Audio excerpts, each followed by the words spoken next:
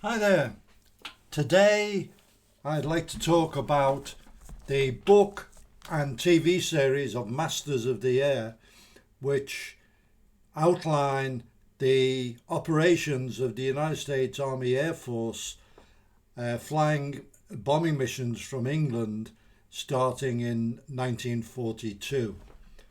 Now, I started by watching the TV series on the recommendation of a good friend. And I was actually reluctant at first because I was brought up on the classic war movies such as The Dam Busters, 633 Squadron, The Battle of Britain, and so on. And I was really spoilt by these movies which featured the real aircraft of the time. And I didn't think that the modern TV series, because those aircraft don't exist anymore in flying condition, so the use of computer generated graphics to simulate that, I thought would be a little bit phony. And the second reason was I was suspicious that most modern young screenwriters wouldn't get the dialogue right, how people spoke back then during the war.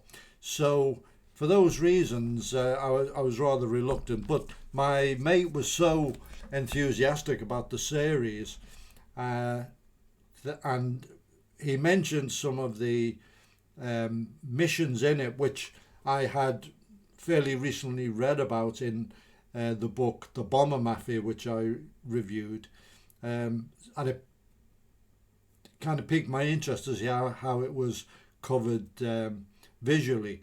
So I gave it a go, and I was pleasantly surprised by how good it was.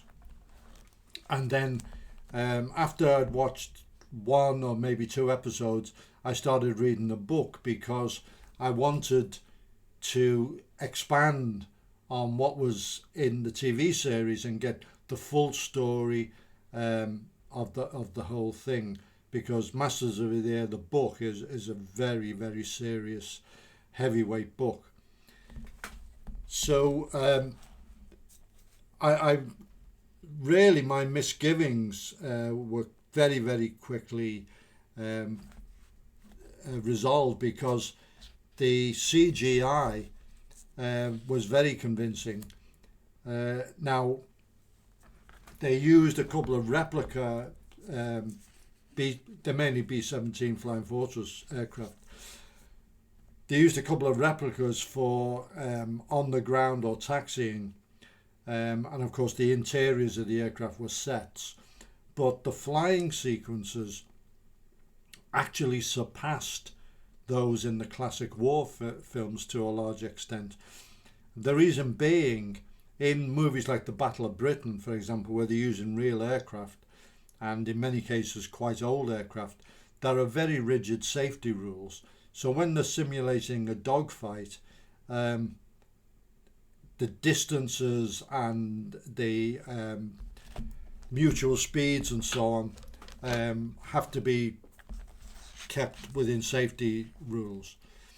Now, camera angles can give you quite a convincing show, but when it comes to Masters of the Air, you're actually in the bomber formation, and the German fighter swarms, 60 at a time, are coming at you head on with a closing speed of 500 miles an hour, and the impression is absolutely amazing. It's what the pilots actually saw, and you realise just what a difficult job those gunners had trying to shoot down. You're in a moving aircraft shooting at a very fast moving aircraft, which you only see for a very short period of time. So that was fantastic. And then you see aircraft in the formation being hit either by cannon fire from the fighters or from flak and disappear in a cloud of flame and begin the long dive to the ground, burning all the way. And it really is effective television.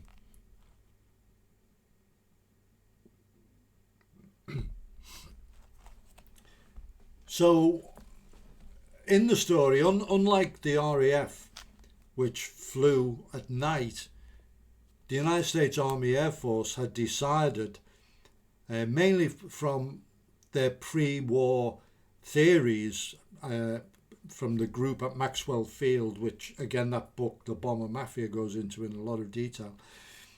They came up with this idea of daylight precision bombing, and it was based on the Norden bomb site and also the self-defensive box formation of the flying fortresses, bristling with guns and mutually supporting arcs of fire, able to repel German fighters. This was the theory. Unfortunately, the practice was quite different, as the characters in the story find out. And the TV series concentrates on relatively few characters, including John Bucky Egan, played by British actor Callum Turner, and his friend who they met up at training, whose nickname was Buck. They'd given each other these nicknames, Buck and Bucky. Gail Buck Clemens, played by Austin Butler, and both actors portray the officers really well. It's good casting there. You also have Robert Rosie Rosenthal, played by Nate Mann, and I'll talk a bit more about him later on, and Harry Crosby, played by Anthony Boyle. Now, Harry Crosby was a navigator, and he actually became a lead navigator and set the standards for the whole squadron. And after the war, he wrote a book called A Wing and a Prayer, which is regarded as a classic about the 8th Army Air Force over Europe. And I haven't read it, but I do intend to, after having read about him in Masters of the Air. The book goes into many more characters, including the senior officers, Sparts, Hap Arnold, Curtis LeMay, and so on, and also some celebrities such as James Stewart and Clark Gable, who both flew in bombers, and Jimmy Stewart in particular had an illustrious career, which he continued in the reserves after the war, and he made a movie called Strategic Air Command, which really is a training film on the B-36 bomber. This is post-war, which I always enjoyed, that particular film. At the beginning of the TV series, Bucky Egan arrives fresh from training and flies on his first mission and has an immediate reality check, because it is so different from what they were led to believe, and he realizes that they've got a lot to learn, and all the characters gradually, as they come and start flying, the cold reality does set in. It's a cliche to say that the aircraft are the real stars, but I must admit that I was really gripped by those iconic B-17s. They really are an amazing machine, and you really find out how the crew operated and interoperated on the missions. Now, one thing I hadn't fully realised was that the waist gunners actually are operating out in the open, because they're firing through large apertures in the fuselage, manoeuvring the mounted machine guns, and they're open to the elements, and they're flying at 30,000 feet. Everyone's on oxygen, obviously, but the bitter cold required special electrically heated suits. Now, being wartime equipment, it was prone to go wrong in many ways. It could overheat and start roasting you. It could give you electric shocks, or it could fail and you'd end up freezing. So the plight of the gunners in particular, the pilot and the nav and so on were kind of in a sealed forward compartment that had its own dedicated heating, but the guys in the back of the bus tended to freeze. But the worst crew position of all was the ball turret gunner, which was below the fuselage. It was a globe, and the gunner, who had to be a rather small chap to get in there in the first place, was in this plexiglass bowl like a goldfish with two machine guns underneath the bomber, and it must have been terrifying. And that's before the flak started coming up or the fighters started coming in. There were many cases of the ball gunners being trapped in there, the hatch jamming, and there was one case that's mentioned where the hydraulics had failed and they couldn't get the wheels down, and they landed on that turret, and obviously the gunner was just completely crushed to death. Some of them froze to death, and there are some really harrowing scenes of aircraft landing with dead and severely injured crew members, the faces all burnt, limbs missing, and there's one where the ball turret just looks like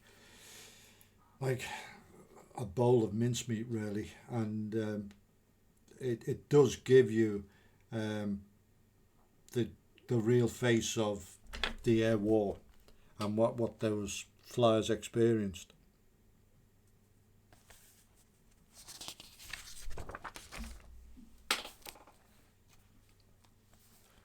The theory of the self-defensive box formation, where the bombers are flying fairly tightly together in daylight, meant that they presented a large and very tempting target to the flak, the German anti-aircraft guns. They had the formidable 88mm guns, which could punch right up beyond 30,000 feet and deliver devastating amounts of explosion and fragmentation.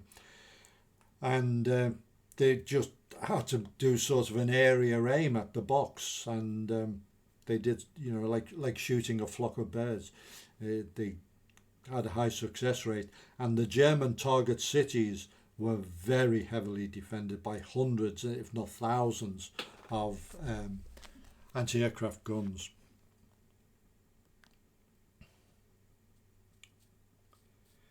My misgivings about the dialogue proved false, as the writers did get it right, and this was the same production team who gave us Band of Brothers, so it really shouldn't be such a surprise. The actors seem to get the characters right for the time.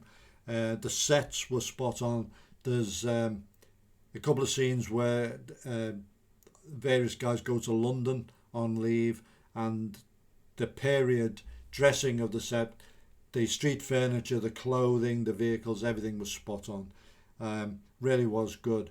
And then there's a lot of decompression as the flyers come back from these missions.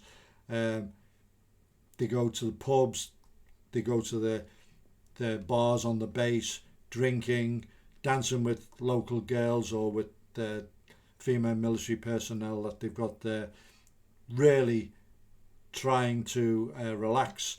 And the period music adds greatly to the atmosphere in this. And the whole thing really is very, very convincing. The book goes into many, many aspects of the operations, because before the aircraft arrived, they had to send engineering detachments over to construct the airfields. And these were the first Americans to make contact with the locals, because most of these airfields were in fairly rural areas by small villages and towns. And the locals got their first glimpse of American servicemen. And this set up friendships and relationships that lasted right throughout the war as more and more servicemen came over. And just as an aside, just outside Liverpool was Burtonwood, which was the biggest American base in Europe. And three of my girl cousins, who had three sisters, all married American Air Force servicemen, and all went back to the United States and had families over there and spent the rest of their lives there. And that was by no means uncommon. It was quite a known thing. And just as another, even further aside, I remember when I was at school, my primary school, standing outside the gate and looking up and seeing masses of B-36s, those huge bombers with 10 engines, flying either to or from Burtonwood. And this was during the Korean War.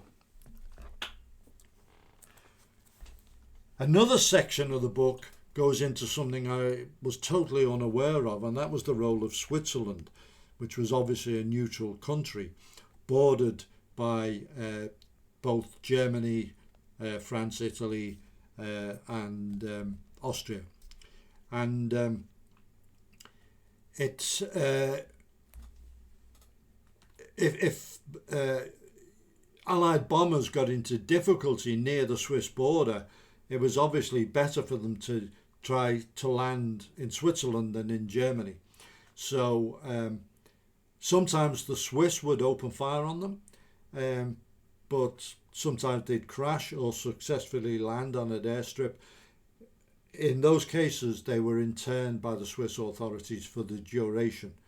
They were not allowed to return to belligerent status. And there's a terrible story of a young guy, an air crewman, who reckoned it was his duty, he'd been trained, it was his duty to escape. Escapes, is recaptured and is sent to a punishment camp.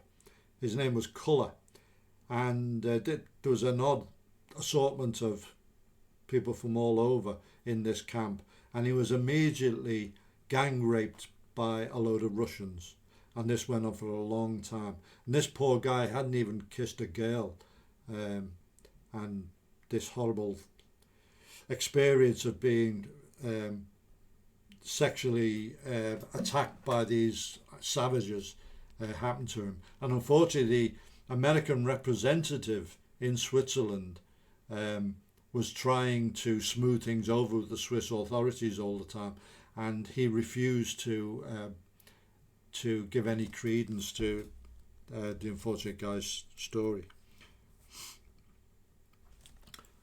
Two of the main characters are separately shot down and end up as prisoners of war, and they both end up in Stalag Luft 3 at Sagan. And the TV series reproduces this vast camp. It's really impressive. It's every bit as good as the camp in The Great Escape, for example. And you get an insight into camp life, and it becomes, you know, like a prisoner of war movie in a way. But then it goes into a at the end, where the advancing Russians and the prisoners are made to march for many, many, many miles through the winter time, February time, and through the snow. And even the German guards are collapsing. In fact, the Americans help a couple of the German guards on the way. And they march to a succession of terrible temporary or permanent lagers or camps, very limited rations and so on. Eventually, they are liberated by Patton's troops.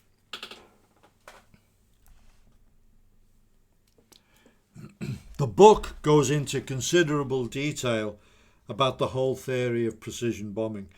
The United States tried the strategic aim of surgical targeting of key German industries. For example, ball bearings, the Schweinfurt raid, oil, the Plösti raid,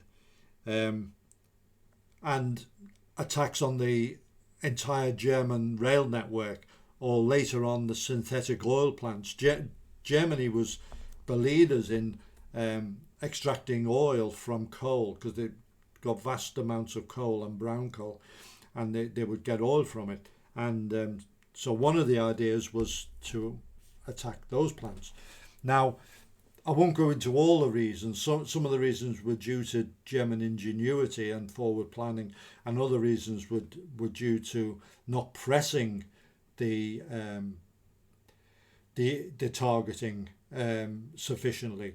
But basically, in the long run, those things tended to fail.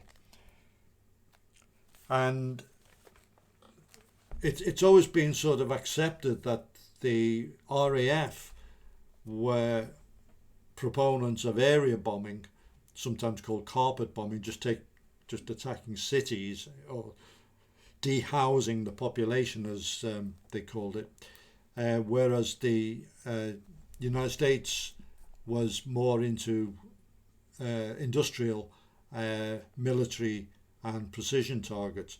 But as the war went on, this did change, and the Americans did engage in a lot of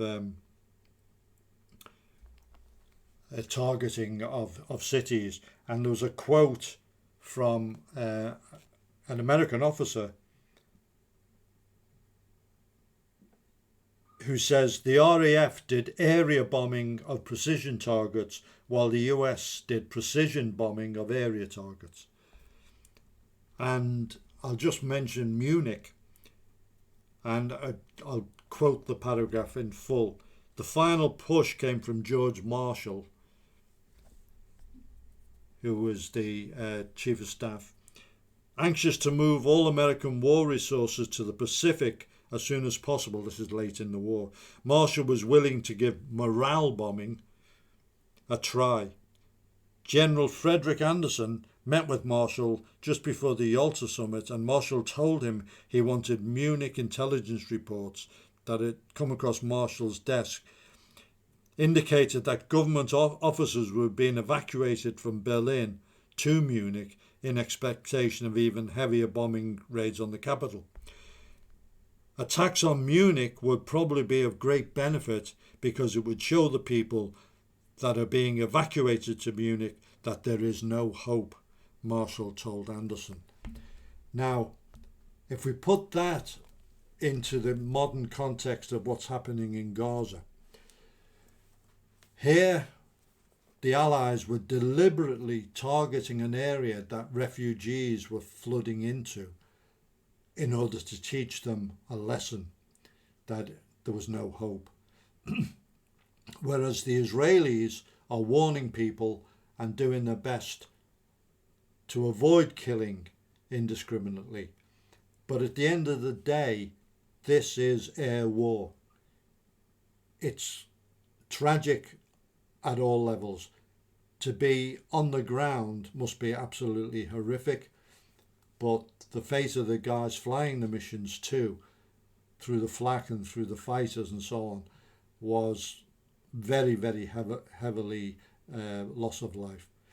So I hope that just gives a little bit of context to when you're fighting evil, there is a heavy price to pay.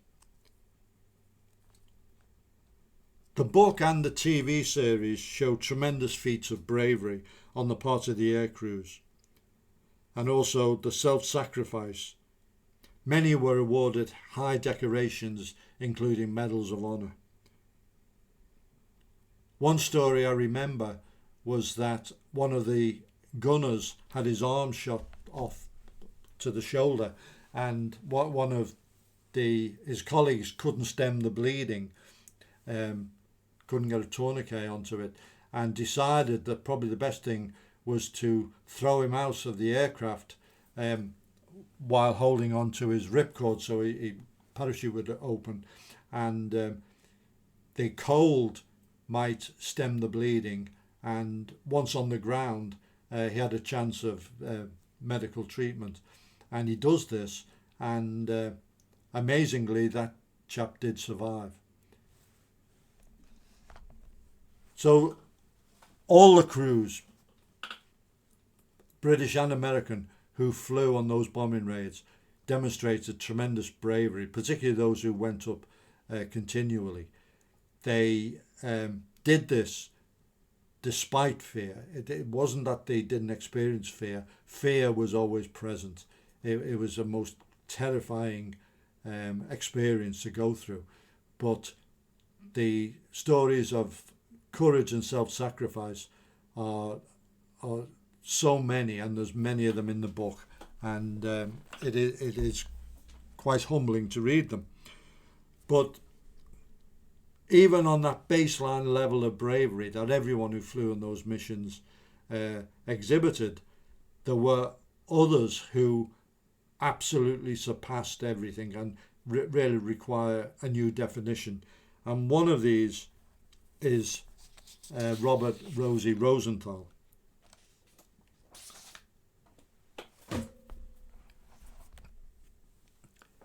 He flew the requisite 25 missions, after which the crew, and they flew as a crew obviously, so they all went through the same, would be rotated back to the United States.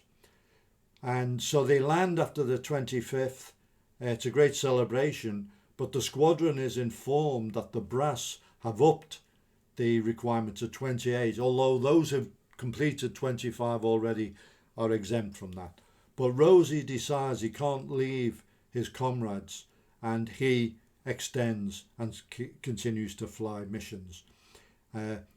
He is of Jewish origin from New York, so he's very heavily invested in defeating Nazi Germany. He is shot down, but the French resistance smuggle him through a rat line back to the UK, and he continues operations. Lots of aircraft are hit, he's wounded and so on. He is shot down again, and he is in Russian territory, and he witnesses the Russians shooting surrendering Germans out of hand, and he thinks, well, if I suddenly stand up, they'll just shoot me. So he shouts at this is in the TV series, shouts at them, Stalin, Coca-Cola, Roosevelt, and amazingly they don't shoot him and take him into their ranks. Now that seemed a very TV scene, but it was actually exactly what happened, amazingly. And they fly him to Moscow and then back to England, and he continues flying missions. So an absolute warrior without a doubt. And it's people like Rosie Rosenthal who gave rise to the term the greatest generation for those people, though that wartime generation who did so much. And the book and the TV series really honour that generation.